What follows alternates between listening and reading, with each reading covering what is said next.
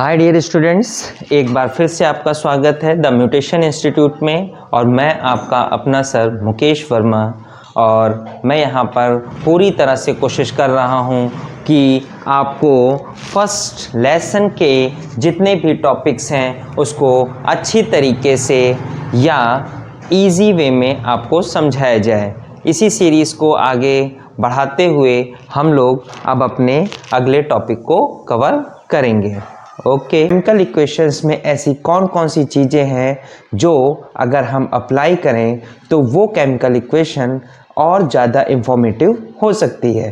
तो आइए, यहाँ पे पहला जो हमारा पॉइंट है वो ये है कि by indicating the physical state, यानी हम अगर किसी केमिकल इक्वेशन में उसकी फिजिकल स्टेट को डिनोट कर दें, जैसे देखिए सॉलिड के लिए हम S का यूज़ करें, लिक्विड के लिए L, गैस के लिए G, एक्वस सॉल्यूशन के लिए AQ।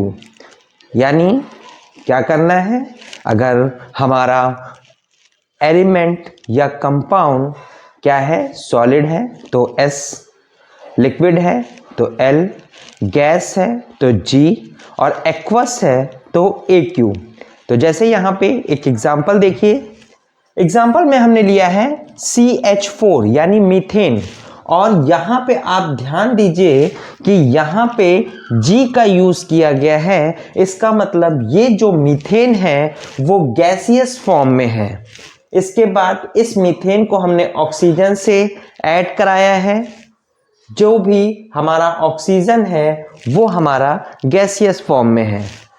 तो जैसे ही ये दोनों एक दूसरे के साथ कंबाइन करेंगे तो कार्बन डाइऑक्साइड जो कि हमें गैसियस फॉर्म में मिल रही है, साथ साथ में वाटर जो हमें लिक्विड फॉर्म में है। इसका मतलब ये समझ जाइए कि when methane reacts with oxygen it gives out carbon dioxide and water. Methane gaseous form, oxygen gaseous form, carbon dioxide gaseous form, water liquid form. तो कभी भी इस तरीके हम अगर एलिमेंट या कंपाउंड के बगल में अगर उसकी स्टेट को भी लिख देते हैं तो उससे हमारी जो केमिकल इक्वेशन है वो और ज़्यादा इंफॉर्मेटिव हो जाती है। देखिए सेकंड, बेरियम क्लोराइड को सल्फ्यूरिक एसिड के साथ कराते हैं तो बेरियम सल्फेट बनता है और हाइड्रोक्लोरिक एसिड बनता है। यहाँ पे जो हमने बेरियम क्लोराइड लिया है वो एक्वस लिया है। एक्वस इट मीन्स वाटर में है, यानी वाटर डिजॉल्व यानी जलीय, हिंदी में जलीय और इंग्लिश में एक्वस। एक्वस मतलब उसमें जल का अमाउंट है यानी वाटर का अमाउंट है। तो यहाँ पे बेरियम क्लोराइड एक्वस, साथ साथ में सल्फ्यूरिक एसिड भी एक्वस। लेकिन जब ये दोनों आपस में रिएक्ट करेंगे तो हमारा बेरियम सल्फेट सॉलिड फॉर्म में बनेगा और हाइड्रोक्लोरिक एसिड गैसियस फॉर्म में। तो यहाँ पे हमने जितने भी कंपाउंड लिए थे सभी के बगल में उसके फिजिकल स्टेट को भी डिनोट किया है। तो इससे हमारी ये जो केमिकल इक्वेशन है वो और इंफॉर्मेटिव हो रही है। हम अपने सेकंड पॉइंट की तरफ चलते हैं, जिसमें हम अपनी केमिकल इक्वेशन को एक दूसरे तरीके से और ज़्यादा इंफॉर्मेटिव बनाने की कोशिश कर रहे हैं, जिसमें by indicating the formation of precipitate और एवोल्यूशन ऑफ अ गैस। यानी अगर हम अपनी केमिकल इक्वेशन में जो हमारा compound as a precipitate form में बन रहा हो या एज अ गैस फॉर्म में बन रहा है, अगर हम उसके सिंबल को साथ में प्रेसिपिटेट या गैसियस फॉर्म को किस तरीके शो करेंगे कि हमारी वो केमिकल इक्वेशन इंफॉर्मेटिव हो जाए। तो ध्यान दीजिए कि यहाँ पे हमने जो पहला एग्जाम्पल लिया है वो सोडियम क्लोराइड लिया है और सिल्वर नाइट्रेट। अगर सोडियम क्लोराइड को सिल्वर नाइट्रेट के साथ रिएक्ट कराएंगे तो सिल्वर क्लोराइड और साथ साथ में सोडियम नाइट्रेट बनता है। यहाँ पे ध्यान देंगे कि जब सोडियम क्लोराइड सिल्वर नाइट्रेट के साथ रिएक्ट कर रहा है तो सिल्वर क्लोराइड बन रहा है, और ये जो सिल्वर क्लोराइड है वो आपका क्या है, एक प्रेसिपिटेट है। और प्रेसिपिटेट के लिए हमेशा जो सिंबल लगाते हैं वो एरो डाउनवर्ड डायरेक्शन में होगा, यानी आपको कुछ डाउनवर्ड डायरेक्शन में दिख रहा है।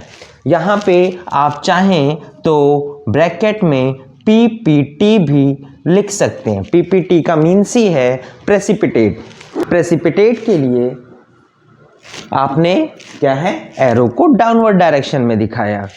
अगर यहाँ पे एवोल्यूशन ऑफ गैस को दिखाएंगे तो कैसे दिखाएंगे, हमने लिया है एक अदर एग्जाम्पल जिसमें जिंक और सल्फ्यूरिक एसिड का यूज़ किया है। जब जिंक सल्फ्यूरिक एसिड के साथ रिएक्ट करता है तो जिंक सल्फेट और हाइड्रोजन गैस बनाता है।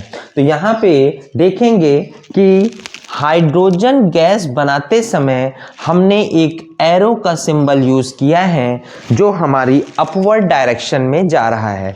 अगर अपवर्ड डायरेक्शन में जा रहा है तो ध्यान रखिएगा कि वो गैसियस को रिप्रेजेंट करेगा, और अगर डाउनवर्ड डायरेक्शन में है तो वो प्रेसिपिटेट को रिप्रेजेंट करेगा। तो गैस के लिए अपवर्ड और प्रेसिपिटेट के लिए डाउनवर्ड डायरेक्शन शो की जाती है। तो यह कि third point, indicating the conditions in which the reaction is taking place, यानी कौन कौन सी केमिकल इक्वेशन में कंडीशंस ली गई हैं जिसकी वजह से हमारी जो केमिकल इक्वेशन है वो और ज़्यादा इंफॉर्मेटिव बन रही है। एग्जाम्पल में देखिए, हमने यहाँ पे कार्बन मोनोऑक्साइड और हाइड्रोजन की रिएक्शन कराई है जिसके थ्रू हमारा यहाँ पे मेथनॉल फॉर्म हो रहा है। याद रखिए कि फॉर्मूला नेम आपको याद होना चाहिए, उसके अलावा फॉर्मूला तो याद ही करना है। तो जैसे यहाँ पे CH3OH को हम लोग मेथनॉल के नाम से जानते हैं। ये जो CO है वो हमारा कार्बन मोनोऑक्साइड है, और इस हाइड्रोजन से तो आप वाकिफ़ हैं। तो यहाँ पे आप देख रहे होंगे कि इस एरो के साइन के ऊपर और नीचे की ओर बहुत सारे इंफॉर्मेशन डिनोट की गई है, जिसमें यहाँ पे देखिए क्या क्या बताया गया है। ये जो रिएक्शन हो रही है वो 300 डिग्री सेंटीग्रेड पे हो रही है।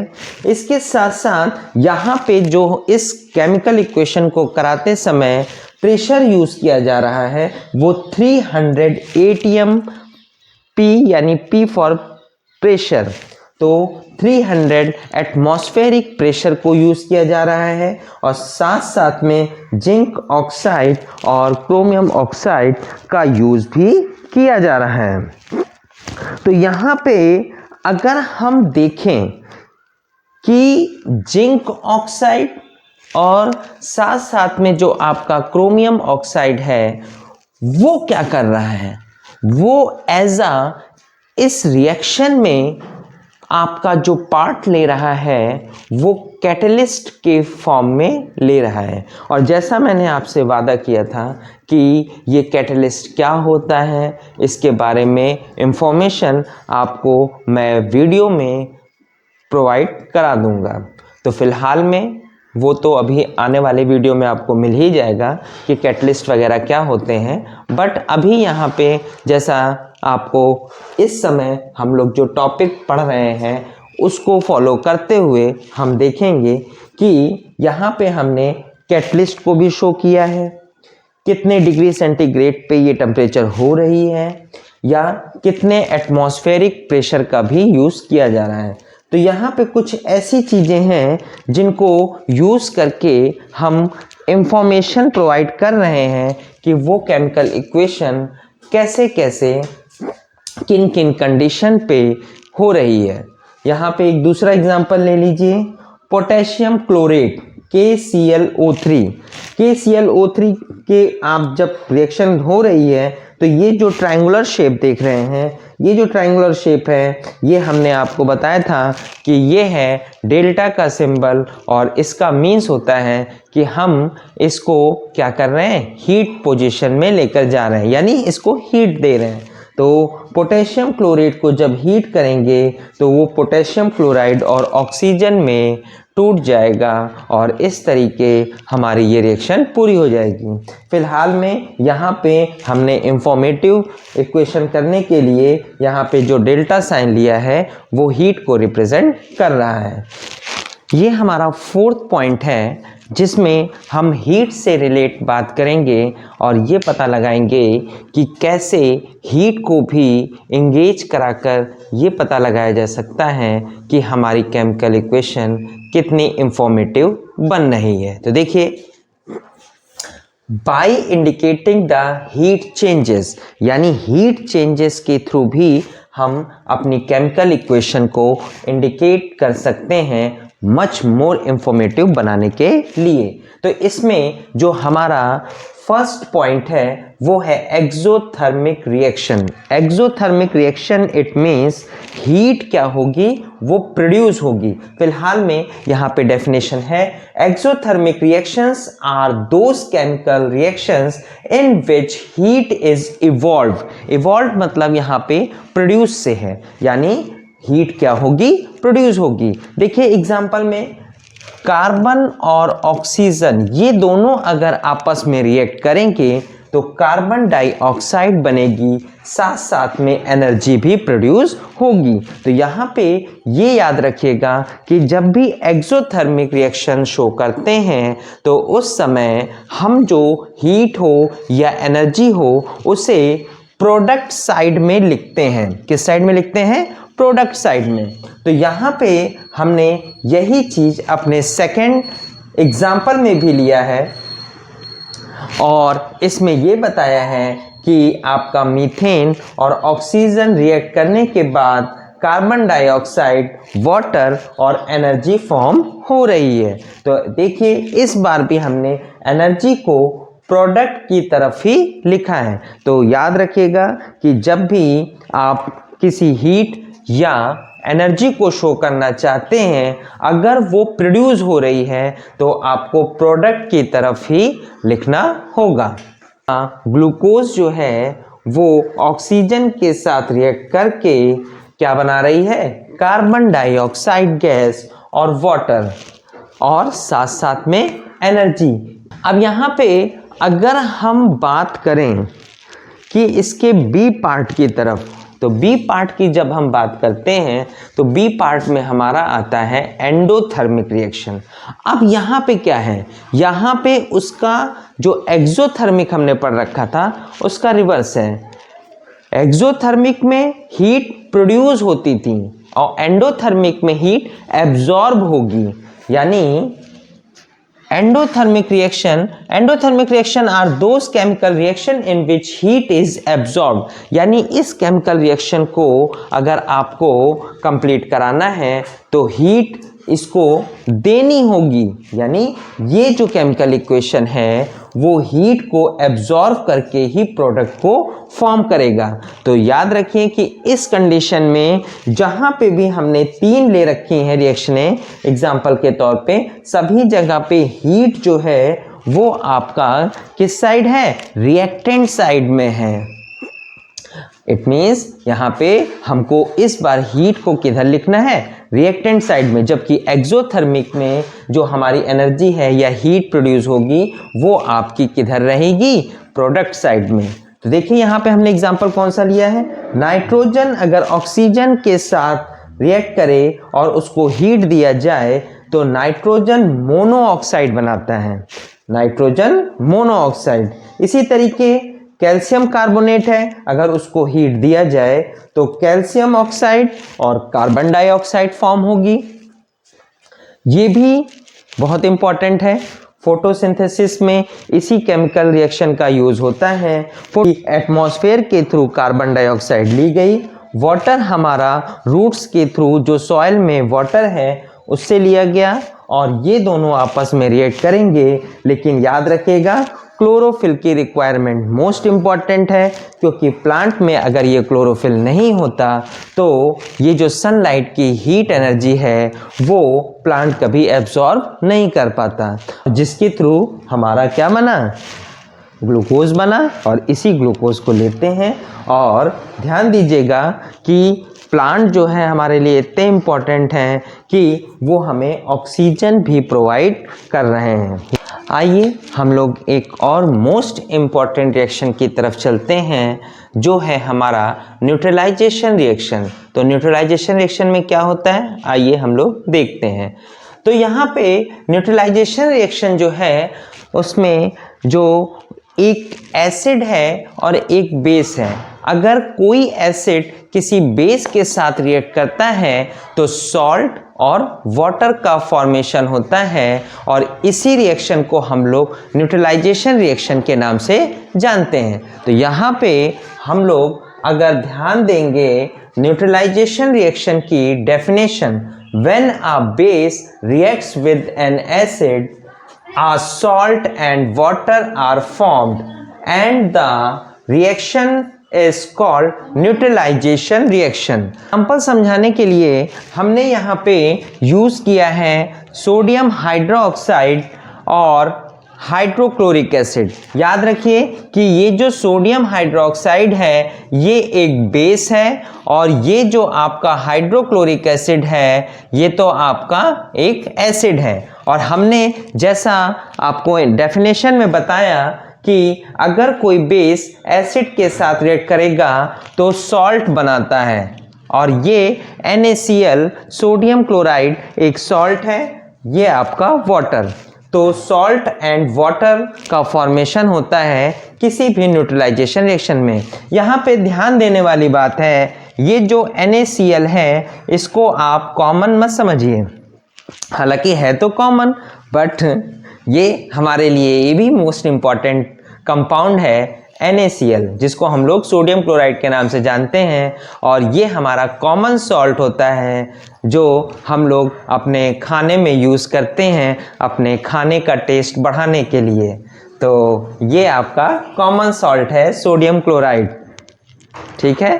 और ये इतना इम्पॉर्टेंट होगा, ये आज आपको पता चल गया होगा कि सोडियम क्लोराइड एक मोस्ट इम्पॉर्टेंट हमारा केमिकल कंपाउंड है जो आपका कॉमन सॉल्ट के नाम से जाना जाता है। अब यहाँ पे अगला अगर हम देखते हैं तो ये हमारा एल्युमिनियम हाइड्रोक्साइड है और ये एक बेस है। यहाँ पे सल्फ्यूरिक एसिड है, ये हमारा एसिड है। और जैसा कि मैंने बताया है कि बेस अगर एसिड के साथ रिएक्ट करेगा तो सॉल्ट और वाटर का फॉर्मेशन करेगा। यहाँ पे सॉल्ट के फॉर्म में हमारा एल्युमिनियम सल्फेट बन रहा है और वाटर तो H2O है ही है, एल्युमिनियम सल्फेट Al2SO4 का होल थ्राइस। तो याद रखिए कि केमिकल नेम के साथ साथ उसका फॉर्मूला भी ज़रूरी है, इसीलिए मैं जब भी कोई भी केमिकल कंपाउंड का नाम लेता हूं तो उसके फॉर्मूला और नाम दोनों चीज़ को फॉलो करता हूं। और आप लोग इसको ज़रूर ध्यान दीजिएगा, अच्छी तरीके से अगर पढ़ाई करेंगे तो आप ज़्यादा से ज़्यादा नंबर गेन कर सकते हैं। तो हाँ, आज आप लोगों ने ये जाना कि किस तरह किसी भी इक्वेशन को हम लोग मोर इन्फॉर्मेटिव बना सकते हैं। और देखिए अब हम लोग अपने जितने भी इस चैप्टर से रिलेट टॉपिक थे उसको कवर कर लिया है। एक बात आपसे और कहनी थी कि चैनल में आप लोगों का भी सहयोग बहुत ही ज़रूरी है, इसलिए लाइक कमेंट और शेयर ज़रूर करें और कोशिश करें कि वीडियो को पूरा देखें जिससे आप तक सही इन्फॉर्मेशन पहुँचे, और प्रयास करें कि मेरे फर्स्ट टॉपिक से यानी फर्स्ट वीडियो से ही इस पूरे चैप्टर को देखें तो ही आपको ज़्यादा अच्छी तरह से समझ में आएगा। फ़िलहाल में कोशिश मैंने यही की है कि अगर आप किसी भी टॉपिक से देखेंगे तो आपको वो टॉपिक एकदम अच्छी तरह से समझ में आएगा। चलिए ओके, बाय बाय, हम लोग मिलेंगे अपने नेक्स्ट वीडियो में।